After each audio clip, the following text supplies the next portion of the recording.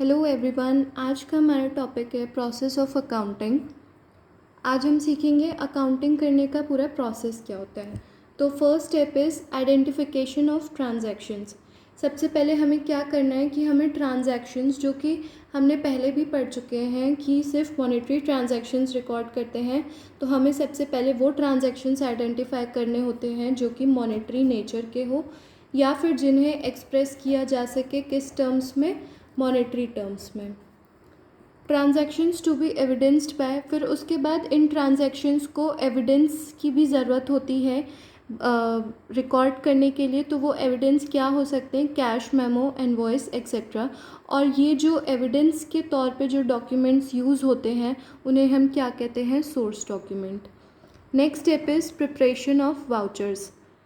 Basis of source document, source document के basis पे हम क्या करते हैं? एंट्रीज़ को रिकॉर्ड करते हैं किस पे? वाउचर्स पे। मतलब बेसिकली हम वाउचर्स बनाते हैं और उन वाउचर्स के बेसिस पे हम क्या करते हैं?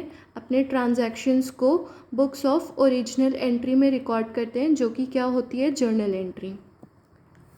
Third step is recording in books of original entry, मतलब कि जर्नल।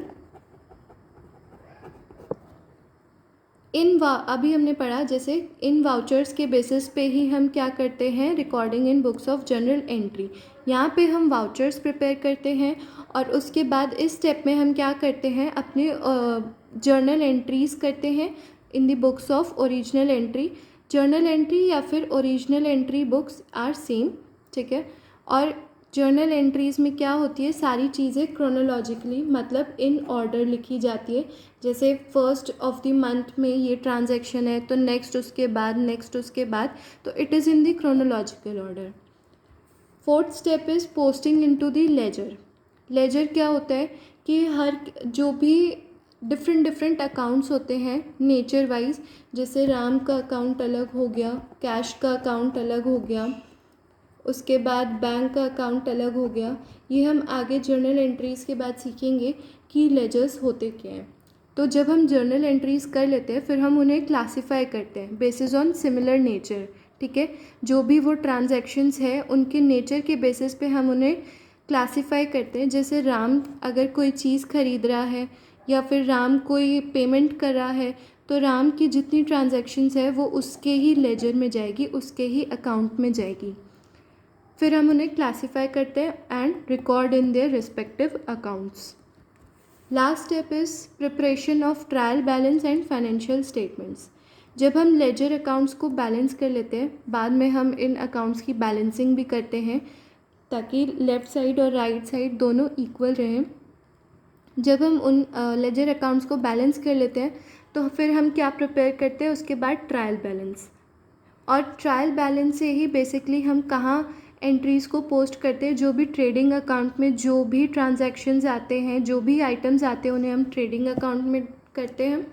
वहाँ से हमें क्या मिलता है? Gross profit. फिर उसके बाद हम क्या जाते हैं? प्रॉफिट एंड लॉस अकाउंट में। वहाँ जो भी आइटम्स आते हैं हम उन्हें वहाँ रिकॉर्ड करते हैं। इसके बाद हमें क्या मिलता है? Net profit. और फाइनली हम फिर बैलेंस शीट प्रिपेयर करते हैं। तो ये था पूरा process of accounting. Next topic है हमारा बेसिस ऑफ अकाउंटिंग। अकाउंटिंग हम किस बेसिस पे करते हैं? तो दो तरीके के बेसिस हैं, दैट इज़ कैश अकाउंटिंग और accrual, cash basis and accrual basis of accounting. Basically accounting का ऑब्जेक्टिव ही है to ascertain profit and loss at the end of the account. एक अकाउंटिंग पीरियड में हमें क्या प्रॉफिट हो रहा है और क्या लॉस हो रहा है, हम यही पता लगाते हैं। तो कैश बेसिस में क्या होता है? Records only cash transactions. अगर हम cash basis of accounting method use कर रहे हैं तो हम सिर्फ वही ट्रांजैक्शंस रिकॉर्ड करेंगे जो कि कैश बेसिस पे हो, जिनके लिए कैश या तो पे किया गया हो या तो कैश मिला हो। और जो भी क्रेडिट, उधारी के जो भी ट्रांजैक्शंस है हम उन्हें रिकॉर्ड नहीं करते हैं। जैसे कि एग्जांपल कि income recorded when realized in cash. जब हमें कैश मिलेगा, जो भी हमने कमाया है, जब हम उसका कैश हमें जब मिल रहा है, हम वो तभी रिकॉर्ड करेंगे। या फिर कोई हम खर्चा करें, जब हम उसके लिए कैश पे कर रहे हैं, हम तभी उसी दिन ही वो आइटम रिकॉर्ड करते हैं। अक्रूवल बेसिस में क्या होता है, records cash as well as credit transactions, ये दोनों ट्रांजैक्शंस रिकॉर्ड करता है, कैश भी और क्रेडिट भी, उधारी का भी.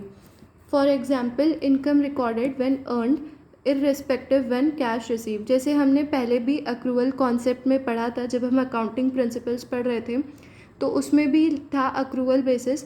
तो वही चीज़ यहाँ भी है कि इनकम हम तब रिकॉर्ड करेंगे जब हमने उसे कमाया हो. ये इररिस्पेक्टिव है कि हमें वो कैश कब रिसीव हो रहा है.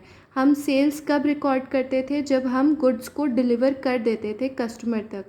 इसका कोई मतलब नहीं था कि जब हमें वो कैश मिलता था.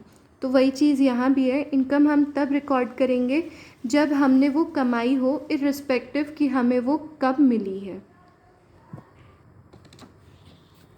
डिफरेंस देख लेते हैं cash basis and accrual basis of accounting में. तो पहला बेसिस क्या है, ट्रांजैक्शन रिकॉर्डेड. कैश बेसिस में हम सिर्फ वही ट्रांजैक्शन लिखते हैं जो कि कैश में हुई हो, जिनका हमें पैसा मिला हो या हमने पैसा पे किया हो. अक्रूवल बेसिस में क्या होता है कि cash as well as credit, दोनों कैश और उधारी के ट्रांजैक्शंस दोनों हम रिकॉर्ड करते हैं. लीगैलिटी मतलब लीगल एस्पेक्ट, तो कैश बेसिस जो है वो कंपनी अंडर कंपनीज एक्ट 2013 में उसकी कोई रिकॉग्निशन नहीं है. और वही अक्रूवल बेसिस में क्या है, it is recognized under companies act 2013. Third point क्या है, रिकॉर्डिंग ऑफ इनकम. यहाँ कैश बेसिस पे हम सिर्फ वही इनकम रिकॉर्ड करते हैं that have been received in cash, जो हमें सिर्फ कैश में मिली हो. और अक्रूवल बेसिस पे हम वो सारी इनकम रिकॉर्ड करते हैं जो हमें कैश में रिसीव्ड मिली हो या फिर ना मिली हो. पर अगर वो क्रेडिट भी हो, मतलब अगर हमें बाद में भी वो मिलेगी लेकिन हमारी सेल्स हो चुकी है, हमें पैसा हमने कमा लिया है, तो वो भी हम रिकॉर्ड कर लेते हैं. Recording of expenses, next point. तो कैश बेसिस में सिर्फ वो एक्सपेंसेस रिकॉर्ड किए जाते हैं जिनके लिए खर्चा हमने कैश में पे किया हो.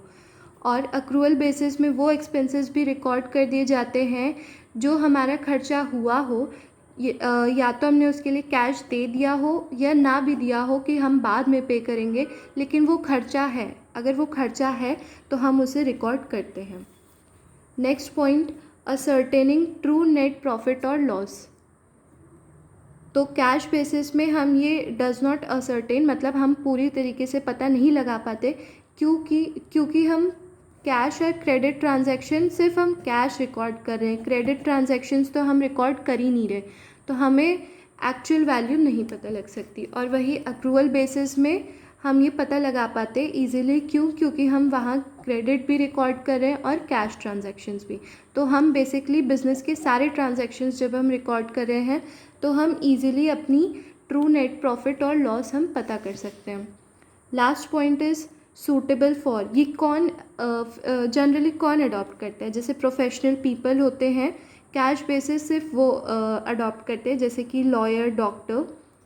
और जो अक्रूवल बेसिस होता है, बिजनेस एंटरप्राइज का मोटिव ही जनरली प्रॉफिट होता है, तो accrual basis is suitable for business enterprise with profit motive. So this is about the difference between cash basis and accrual basis of accounting.